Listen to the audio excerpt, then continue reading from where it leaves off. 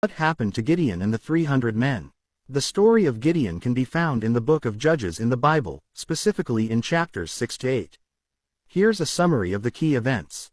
Gideon was a judge chosen by God to save the Israelites from the oppression of the Midianites. At the time, the Israelites had turned away from God and were worshipping idols, so God allowed the Midianites to conquer them and take their crops every year. One day, the angel of the Lord appeared to Gideon while he was threshing wheat in a winepress, hiding from the Midianites. The angel greeted Gideon as a mighty warrior, though Gideon saw himself as weak and belonged to the smallest clan in his tribe. The angel told Gideon that he was chosen by God to save Israel from the Midianites. Gideon doubted this and asked for a sign to confirm. He prepared an offering, and the angel consumed it with fire. This convinced Gideon that he had indeed encountered a messenger from God. God then commanded Gideon to tear down the altars of the false gods and build an altar to the Lord. Gideon obeyed, but at night because he was afraid of the people's reaction.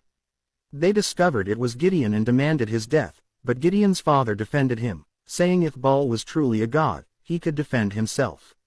As the call to fight against the Midianites spread, Gideon gathered an army. But, feeling uncertain, Gideon asked God for more signs. He placed a wool fleece on the ground and asked God to make it wet with dew while keeping the ground dry.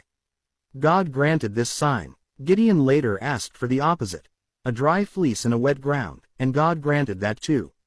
With an army of 32,000 men, Gideon prepared to face the Midianites. However, God thought the Israelites might take credit for the victory with such a large army, so he told Gideon to reduce his forces.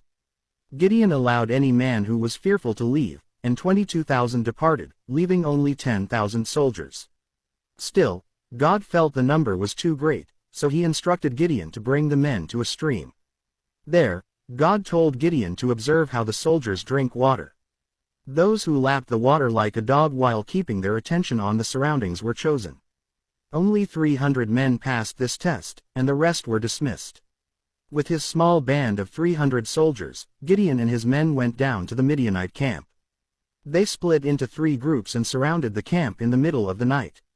At Gideon's given signal, the men blew their trumpets, broke their jars, and shouted, "A sword for the Lord and for Gideon."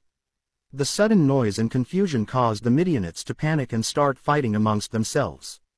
Gideon's small band of men chased and defeated them, with the help of God, completely routing the Midianite army. Finally, Gideon pursued and captured 2 Midianite kings, Oreb and Zeb, and executed them.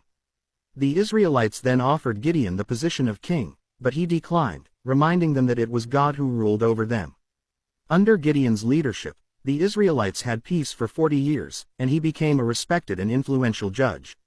However, after Gideon's death, the people once again turned to idolatry, undoing the progress made during his time.